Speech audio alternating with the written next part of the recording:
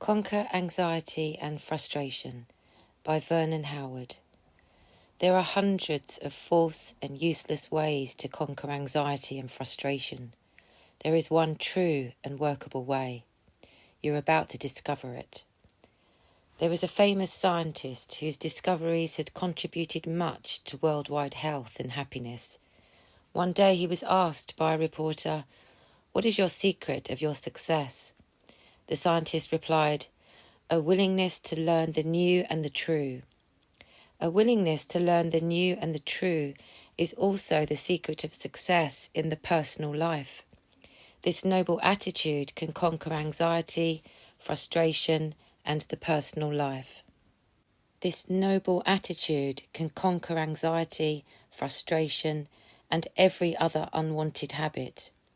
Besides, a person who is really willing to learn possesses a certain freshness of spirit, a confident eagerness. Start in the right direction right now by having a willingness to, 1, to drop habitual but useless ideas. 2, to value truth above all else. 3, to be wrong if necessary. 4, to let nothing block your search. Anxiety and frustration prowl together like a pair of wolves. Anxiety includes feelings of frustration. Frustration causes anxiety.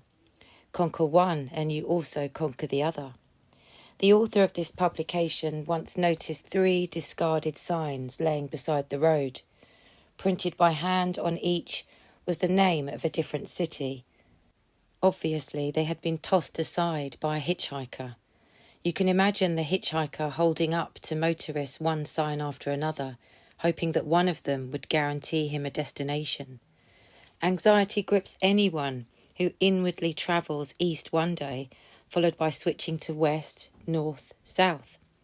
Travelling without knowing where you want to go creates underground worry that erupts regularly in irritation and tears. Anxiety is conquered by travelling the highway to your spiritual destination. There is no other solution, and none should be sought. Seeking relief elsewhere will only prolong the weary wait by the side of the road. Here is the error made by troubled people. In an attempt to relieve the stunned sadness of a purposeless life, they frantically invent their own purpose. It could be money-making, feeling secure by conforming to a lost society, dulling the mind with nonsensical activities, finding excuses to make short or long trips, and so on. A mind heavy with anxiety tries to find the right inner highway, but this is an impossibility. It is like a fish on the ocean floor trying to find an eagle's nest. But the solution is simple enough. A person trying to throw off distress must see clearly that his present ways do not succeed and cannot succeed. If they could have worked, they would have worked, but they have not. So the sufferer must stop doing the wrong things toward the lifting of tension. He must stop trying to take apples out of an empty barrel. By first seeing the impossible as impossible, he then sees the possible as possible. By ceasing to try to impose his own meaning upon life, he finds true meaning in the spiritual journey. And the longer he travels, the more easy and cheerful is his walk. Freedom from frustration. There is only one basic cause of human frustration and one cure. A feeling of frustration arises when unnecessary desires are blocked. There it is, just 10 words. Understand them deeply and your life will flow as freely as a mountain brook. Necessary desires are evident enough. We have physical desires for food, shelter, rest, recreation, change of scenery. There are psychological wishes for social contacts, privacy, communicating, correcting, enjoying. There is also the necessary spiritual desire to grow in understanding of the self and life. It is this higher education that finally conquers frustration. So frustration occurs when we want something we don't need to want. So frustration is a useless condition, a pointless pain. Now we must discover why we crave the worthless. Grasp the following fact firmly. It is the acquired personality, the false self that cries out for the useless and the foolish. It has hundreds of desperate cravings which serve only its own selfish and dangerous existence. It can never serve you, your real self. To the contrary, it is a thief of true life. And the appetite of the imaginary self can never be satisfied. Like a savage tiger, the more you give it, the more it demands, never letting you rest. See how accurately this describes human activities? You are not your false self. Therefore, you don't need what it needs. Seeing this supplies pleasantly relaxed days.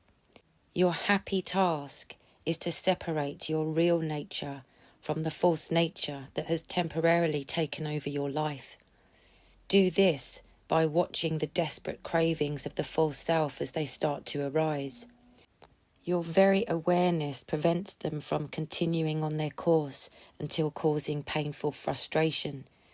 If you are not anxious to have a heavy coat on a hot summer day, you won't feel frustrated by not getting the coat. So be a spiritual detective. Track down useless desires until seeing them as useless. Realize that the cravings themselves will not give themselves away as deceits. The false self will always lie and angrily deny that its worthless cravings are worthless. It will scream that they are necessary for survival, but it is its own sinister survival that it is screaming about. So stay alert to its tricks to keep you enslaved. There is a simple guide by which anyone can see the difference between unhealthy and healthy desires. A false wish goes forth with strain and pain, fearful of not winning what it wants.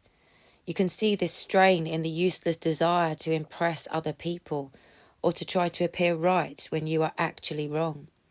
But a valuable desire contains no conflict or doubt, having instead a quiet and unique feeling of confidence. This healthy feeling is present in any earnest attempt to correct a mental error or to add to your higher wisdom. A spiritually awakened teacher was about to open a school for sincere seekers. He wanted to place a message over the entrance which carried a profound lesson. He wished a message that would follow his students wherever they went over the years to enlighten their spirits. So on the first day of school, the entering students read, "You don't have to be someone." What a relief to no longer be forced to prove oneself to oneself. What a pleasure to be free of the frantic desire to appear publicly important. Happiness at last. Take charge of your life. When meeting any situation in life, one of two things always happens. Number one, the situation takes charge of you. Number two, you take charge of the situation. It is one or the other. There is no third choice, so it is important to examine both of them. When a situation takes charge of you, it is always accompanied by a feeling of anxiety. Listen to this discomfort, for it is trying to teach you something valuable. It may be trying to reveal that you are imagining yourself to be in command of the situation, when in fact you are commanded by it. Exposing imaginary self-power is highly helpful. So you need to understand yourself in relation to any situation. This understanding changes you, which in turn increases your general command of life. The situation is in charge of you when, number one, you feel drained of energy by it. 2, you are doubtful and indecisive. 3, you anxiously seek allies. 4, you worry over the final outcome. 5, you fear and resent the condition. 6, you blame others for your problem. 7, You constantly change plans. 8. You can't see how it trapped you. 9. You fear other involved people. 10. You wish to evade its responsibility. Taking charge of a situation can only mean one thing: taking charge of yourself. No exterior event has any intelligence or authority in itself. You make the situation whatever it is. A way has been provided for you to remain in command both day and night. No matter how many other people may be defeated by a condition, you can become its conqueror. That higher way is called cosmic command. It becomes your power as you invite higher truths into your life. Cosmic command, working through you, easily does everything needing to be done. You are in charge of the situation when, number 1, you never see it as a threat to you. 2, you remain calm and efficient. 3, you are not influenced by others. 4, you have no pretense or bluff. 5, you feel the rightness of your actions. 6, you handle it all by yourself. 7, you wish no ego rewards from the event. 8, you have no hostility toward others. 9, you don't care what others think of you. 10, you do only what is true and good. Anxious feelings arise from being wrong about life. For example, if you claim to possess a virtue that you don't really have, you will feel bad. You'll feel bad because artificiality always feels bad. Only naturalness feels good. To understand anxiety and frustration, you must also understand egotism. All painful inner states arise from egotism, including anger, jealousy, weakness, a refusal to learn. Egotism is a substitute life, an artificial existence.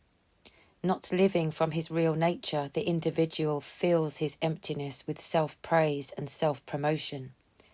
But this is self-betrayal, for the very act of trying to build himself is the very act that keeps him nervous about himself.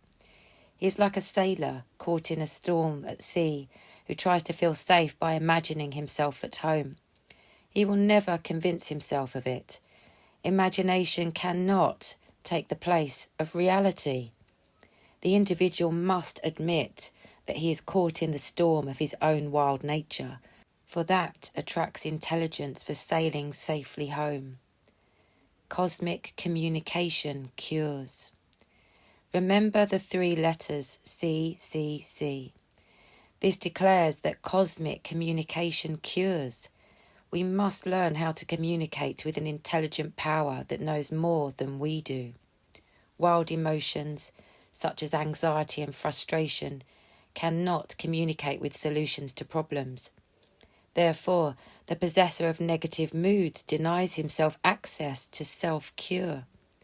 Compare a wild emotion with a tidal wave. A tidal wave never communicates. It only smashes against whatever is ahead. A tidal wave in the ocean also resembles a human wave of emotion, in that both smash themselves apart in the very attack. Anxiety is its own pounding punishment. The more you understand your mind, the less you worry. Here is something to understand. It is not the object of your thinking that is important, but the thinking itself. But most people are wrongly fascinated by the object of their thinking. A man wants to make $1 million. That is the object of his thinking. He rushes out and wrecks his family and his health in his pointless pursuit. He needs to see why he thinks he must make $1 million, which is simply because he foolishly prefers noisy thrills over quiet self-wholeness.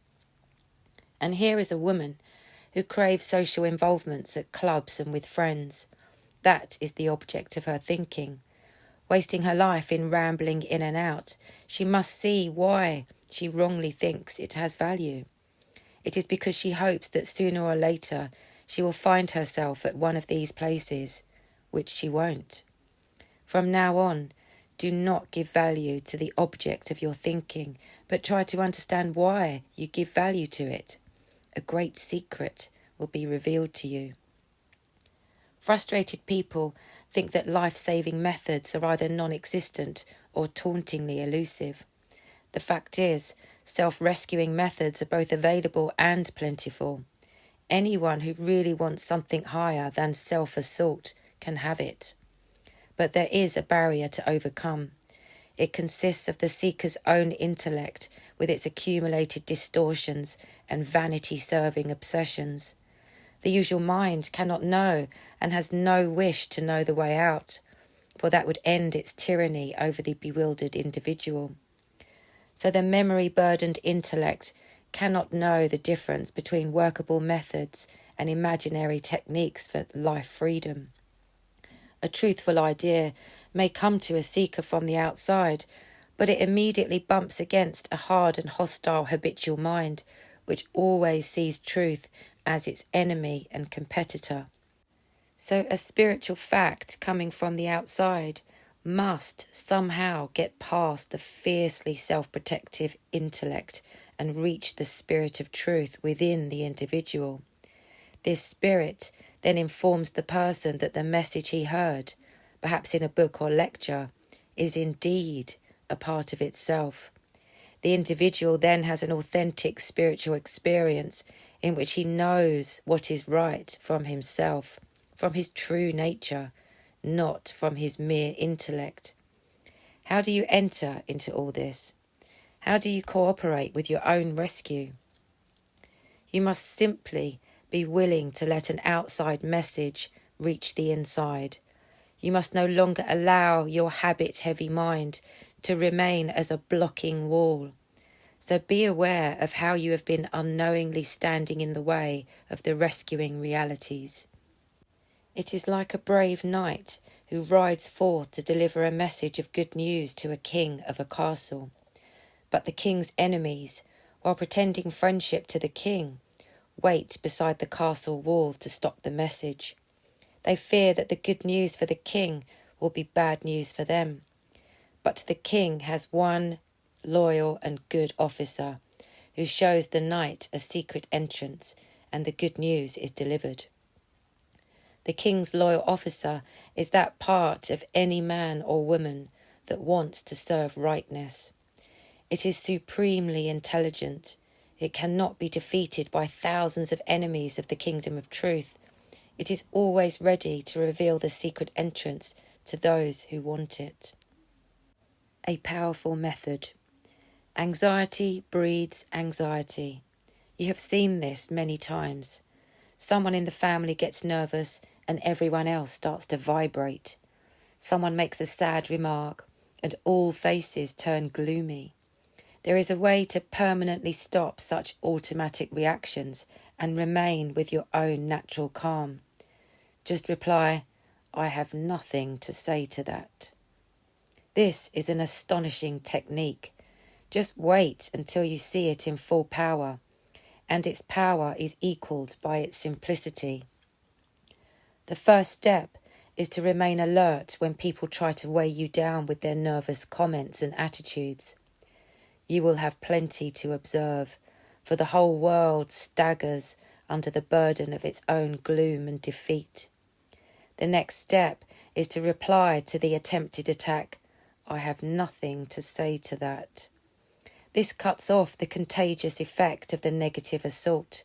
It blocks your tendency to accept and imitate depressing words from others. Your nature does not fall down to the level of the anxious remark, but remains high above it.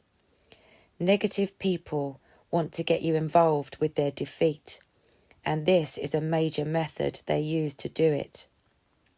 Your reply, "I have nothing to say to that," prevents them from drawing you in as their victim.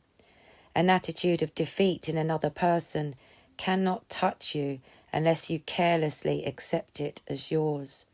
And there is no need at all for you to accept it. A quiet refusal to enter the battlefield is the perfect reply. In the past, you had a lot to say, which only added more heat to both the war and you. Remember? It is important to build within yourself a strong way of life that casually tells the world, I have nothing to say to that. Then you will know when to speak the sentence aloud to other people and when to convey the message silently by your facial expression and general manner. This great secret of spiritual silence has been known and practiced by only a few people down through the ages. It can be your secret today. Here are a few details on how it helps. Number 1. You prove to yourself the existence of a power far stronger than human anxiety. 2. It erases a weak and apologetic manner toward domineering people. 3. You easily turn aside intruders who try to pour their troubles onto you. 4. It provides an entirely new way to react to a defeated world. 5. You find great and lasting relief in simply having nothing to say. A gullible man bought a brick covered with gold paint, but he thought the brick was pure gold. Fearful that other people would steal his brick, he nervously carried it with him wherever he went. The brick was heavy, awkward, and a constant burden, but he felt compelled to protect it. One day he dropped the brick, and a bit of gold paint fell off, revealing the hoax. While it was a shocking experience, he was forever grateful for it, for now he was free of a heavy and unnecessary burden. Whether your burden is anxiety or frustration or anything else, it is a hoax which you do not as yet see as a hoax. A man feels quite sure that it is necessary to fiercely protect his anxious beliefs and ambitions, for he assumes they are valuable to him. But anxiety appears valuable only because the distressed individual has not yet seen through the layer of gold paint. Once the hoax is revealed, he will be eager to drop the burden of false beliefs and purposeless plans. Facts that protect you. Here is an astounding fact about human anxiety. Most people don't want to lose it. They claim to want freedom from tension, but unknowingly deceive themselves. In the spiritual world, you can always attain any freedom you really wish to attain. Therefore, anyone who retains anxiety prefers anxiety. There is a simple explanation for this strange situation. Worry, desperation, and similar states supply a false feeling of life. They cause an emotional agitation which is wrongly taken as real life. For example, a furious person lost in his own rage feels wildly alive, but he fails to see that this is merely mechanical and destructive vibration. This noisy shaking is like a car standing still with its motor roaring at top speed. The very repetition of a worry or frustration indicates an unseen preference for it. Absorb this liberating fact. When honestly seeing that you don't want to lose your anxiety, you start to lose it. Here is another startling fact about anxiety. Human beings love to create anxiety in other human beings. They want you to be frantic. It goes on in every part of society. Anxiety creates a fog that hides the unlawful acts of social schemers. Out of their own desperate need for appearing important, they promote noble-appearing programs having no end but disaster. With wide smiles and pleasant manners, they deceive and destroy the gullible. If people could think clearly, they would not need the social schemers, and the schemers know it. So they encourage anxiety and chaos at every opportunity. A social schemer is anyone who lives outside of natural and spiritual laws. He appears confident, but is really a scared wanderer. All this is the way it really is. And these are the facts which protect you from the invisible and evil empire that cares nothing for you. The cure for anxiety in human relations is to understand human nature. You've seen movies in which a pleasant and charming character finally turned out to be a criminal or traitor or vampire. But before his unmasking, the damage was done. It is not necessary for you to get hurt before you see. You can see first and avoid getting hurt. Human beings love to play the terrible game called share the misery. They delight in spilling their trash baskets onto the heads of anyone within sight. You must build a strong inner nature that refuses to play the game. Otherwise, you will painfully resent it when someone tries to make his problem your problem. Something in you knows that only the problem maker can be the problem solver. So listen to this right information. Remember that it is usually covered up by anxious guilt and by a wrong idea of responsibility towards others. A true responsibility toward other people is to see clearly into their actual motives and schemes. Then you will always act toward them with firmness, confidence, wisdom. There are millions of trash spillers around you. Learn to know a trash spiller when you see one. This paragraph will serve this aim. Remember, self-frustration comes before other frustration. This means that other people can frustrate you only because you have first frustrated yourself by misunderstanding life. This rule applies to every other unpleasant condition. Self-damage permits damage by others. Self-weakness invites treachery by other weak people. So self-correction is the marvellous cure for all hurtful social relationships. This is the bright way, for it leads all the way home. There is no need to be discouraged about anything. The only reason the world is too much for you is because you are too much for yourself. But all that can be changed. Outer and inner exploration. People look toward the outer world to solve problems and find happiness. He or she has high hopes in a career, education, promotion, marriage, sex, entertainment, travel. Disappointment is certain. The average man chases frantically around, spending vast amounts of mental and emotional and physical energy, and accomplishes exactly nothing. So the old course across life's sea has taken us nowhere. It is time to sail in a new direction. Here is the courageous course that will take us to the safe harbour. Inner exploration. That is the new and true course, because that is the location of both the problem and the solution. Maybe the idea of inner investigation sounds mysterious to you, but that is only because you are not used to it as yet. One day it will be as comfortably familiar to you as a glass of cool water on a hot day. You will see that self-investigation for the purpose of self-enrichment is the only way that makes sense. With astonishment, you will completely understand why everyone is so scared and nervous and irritable. Imagine a dozen men and women standing together outside their homes.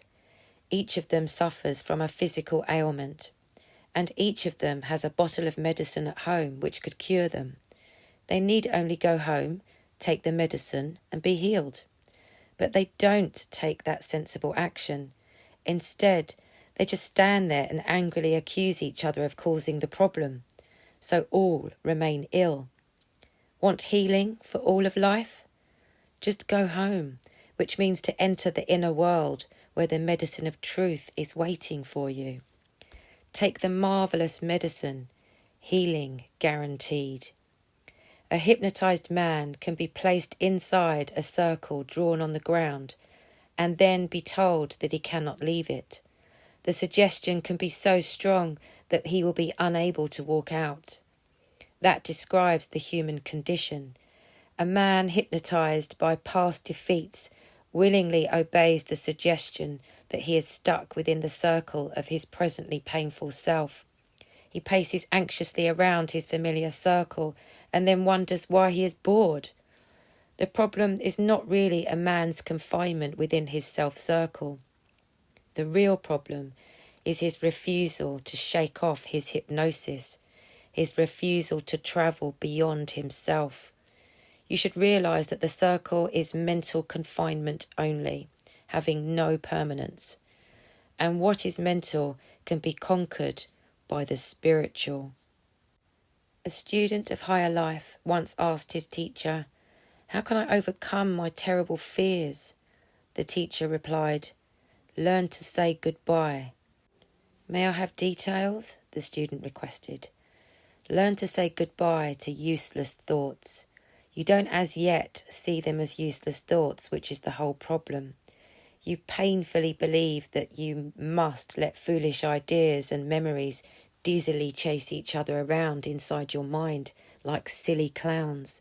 Just say goodbye to them in spite of your apprehension over losing them. Presently, you fear to say farewell to your fearful thoughts because you don't know what will replace them. You fear the forthcoming empty space, like suddenly coming home to find all your old furniture gone. But never mind the consequences of saying goodbye. Keep saying it and walking away until tormenting thoughts see that you mean business. At that point, they will also say goodbye to you, for they can no longer use and exploit you. Then the empty space will be filled with a true life of marvellous insights. The way back home. There are millions of men and women on earth. Each one of them is an example of how to behave in a problem or crisis. They are examples of how to behave, and the examples are all wrong, horribly wrong. They behave with defeat, complaint, hostility, bitterness, violence, and other forms of personal and social destruction. You need not behave like them at all. And when you don't behave like them, you will not suffer like them. You can live outside of the human hurricane. The following sections show you how to succeed. A major cause of anxiety is the feeling of being rejected, unwanted, turned away. People will do almost anything to avoid this miserable emotion. But in merely avoiding it, they guarantee that it will sneak back again and again with its agonising blows. There is a wiser way. It consists of doing the right thing with what is wrong. Here are 5 methods for conquering the feeling of being rejected. Number 1. Instead of submitting meekly to its attack, question its right to take over your mind. 2. Instead of trying to escape its pain, stand there and quietly face its bluff. 3. Instead of letting it give you a strange sort of excitement, prefer to be given true mental peace. 4. Instead of tolerating its insistent repetition, refuse to go along with it anymore. 5. Instead of fearing that it can harm your real self, know that it can shake only your misunderstanding mind. Man can be compared with a prisoner of war who has escaped from the enemy camp. While trying to zigzag his way to his homeland, he passes through endless terrors. Fearing detection, he cannot talk to anyone about his desperate position. Not having a map, he stumbles in circles for days.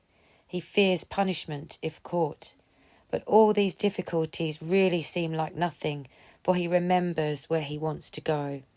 This constant inspiration guides him all the way back to his homeland. Remember where you want to go. You want to go from enemy country to your natural and pleasant homeland. You want to travel from frustration to freedom. You are now on your way back home. Just cover a definite amount of distance each day. Success is certain.